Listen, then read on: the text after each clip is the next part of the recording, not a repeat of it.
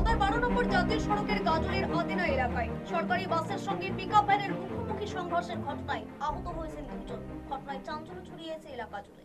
সরকারি বাসের সঙ্গে পিকআপ ভ্যানের মুখোমুখি সংঘর্ষের ঘটনায় বাসের চালক এবং পিকআপ ভ্যানের চালক আহত হয়েছেন। তাদের আশঙ্কাজনক অবস্থায় মালদা মেডিকেল এবং কলেজ হাসপাতালে পাঠানো হয়েছে। জানা গেছে সরকারি বাসটি গাজল থেকে মালদার দিকে যাচ্ছিল, অপরদিকে পিকআপ ভ্যানটি মালদা থেকে গাজলের দিক থেকে আসছিল। ঠিক সেই মুহূর্তে সংঘর্ষের দুর্ঘটনাটি ঘটে। স্থানীয় বাসিন্দারা তাদের উদ্ধার করে চিকিৎসার জন্য পাঠায়। পুলিশ এবং জাতীয় সড়কের টোল প্লাজা কর্মীরা ক্রেন এনে গাড়িটি উদ্ধার করে।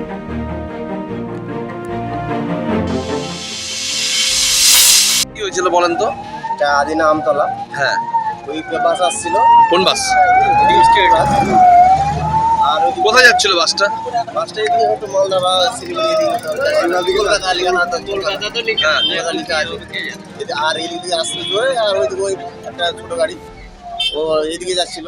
যে দুটো মিলে ও আপনার যাচ্ছিল আর ও আসছিল, একদম ও বুঝতে পারেনি যে বাস আসছে, হঠাৎ ক্রস করে ঢুকেছে আর দিয়ে আমি মেরে দিই। তো এদিকে ড্রাইভারের রড ঢুকে গেছে, এখানে ঢুকে একদম পেট থেকে পিছন থেকে বেরিয়ে একদম সিটে ঢুকে গেছে। তো বেরোনো কোনো উপায় নাই, সবাই ধরে ধরে টেনে টেনে কোনো মতো বের করলো, দিয়ে আবার দরজা খুলে না, দরজা খুলে কোনো মতো বের করা হলো, কোনো মতো করে বেরিয়ে গেছে। গান সাজিয়ে বেনে কোনো মতো করে গাড়িতে মালদা পাঠানো।